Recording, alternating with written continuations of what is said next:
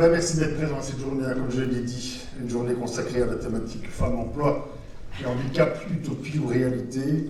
Passe-Muraille milite au quotidien pour une société plus inclusive. Cette année, l'ASBL Montoise a lancé la campagne d'éducation permanente Femmes, Emploi et Handicap, avec en point d'orgue ce 10 décembre la tenue d'un colloque consacré au travail des femmes en situation de handicap.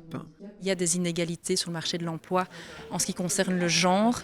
Et lorsqu'on creuse encore et que la travailleuse est une femme en situation de handicap, on voit que cette inégalité est encore beaucoup plus importante. Il faut aujourd'hui que les autorités prennent des mesures vraiment spécifiques pour leur faire accéder au marché de l'emploi et qu'elles y restent et qu'elles puissent s'épanouir sur le marché de l'emploi comme tout un chacun.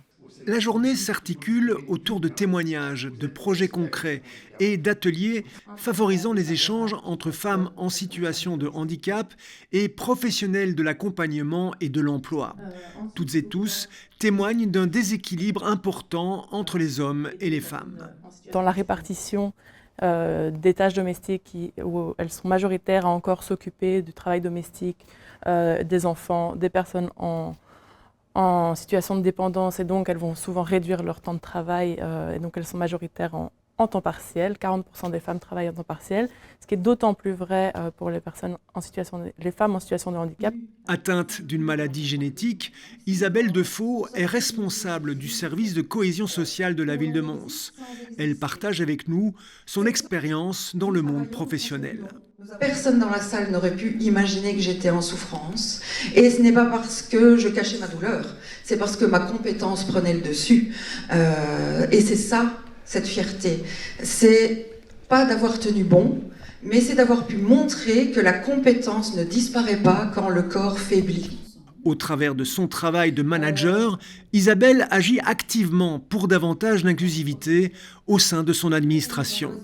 J'ai eu l'occasion d'accompagner dernièrement une de mes agents pour qui on a découvert plusieurs maladies chroniques et où je l'ai spontanément orientée vers cette demande d'aménagement raisonnable pour maintenir son emploi et pour éviter qu'elle ne décroche de manière plus longue. Installation de rampes d'accès, aménagement des horaires, support en braille, les aménagements raisonnables sont indispensables à l'inclusion professionnelle. Mais leur mise en place obligatoire repose encore trop souvent sur les personnes en situation de handicap elles-mêmes. Le refus d'aménagement raisonnable, c'est un critère de discrimination. Donc un employeur ne peut pas refuser des aménagements raisonnables à un travailleur. Ça veut dire qu'il doit tout mettre en œuvre pour permettre à la personne d'effectuer sa fonction, de travailler, d'aller à un entretien d'embauche, de pouvoir même gravir des échelons. Donc il doit y avoir une série d'aménagements. Seuls 23% des femmes en situation de handicap travaillent aujourd'hui. En Belgique, le recrutement repose pourtant sur un quota qui n'est malheureusement pas respecté. On a un quota fédéral de 3% de personnes en situation de handicap. Actuellement, on est à 1,36%, donc on est encore loin de ce quota. Même si finalement les chiffres sont aussi sous-évalués, forcément il y a quand même beaucoup d'efforts à faire. Finalement on se rend compte que dès qu'il y a une volonté managériale forte, qu'on fait des bonnes campagnes de communication, qu'on lance un certain nombre de sélections réservées, de stages pour personnes en situation de handicap, en fait on remonte très vite aux 3%, c'est très facile de les atteindre une fois qu'on a un petit peu investi. Pour aérer ce programme dense, les comédiens du théâtre Carbonique ponctuent la journée par des moments d'improvisation, en interaction avec le public et en lien avec la thématique abordée. Alors en effet, c'est de susciter un débat, un échange, des connexions aussi pendant les séquences, mais aussi en dehors. C'est souvent dans les moments de convivialité que tout ça se crée.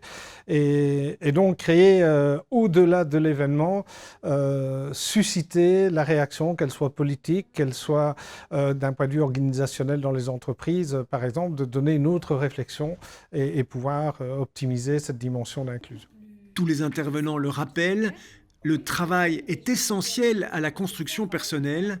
Seule la compétence et la motivation devraient compter, une conviction largement partagée. Il faut vraiment militer pour une meilleure inclusion de la personne en situation de handicap. Et ne peut-être plus parler de ce mot handicap, mais d'une inclusion complète pour tout le monde. Un de mes slogans, c'est la phrase de Mark Twain qui dit « Ils ne savaient pas que c'était impossible, alors ils l'ont fait ». À travers cette initiative, Passe-Muraille poursuit donc son engagement pour déconstruire les stéréotypes et les préjugés liés au handicap et favoriser ainsi l'inclusion. Donc la COCOF, c'est une grande administration qui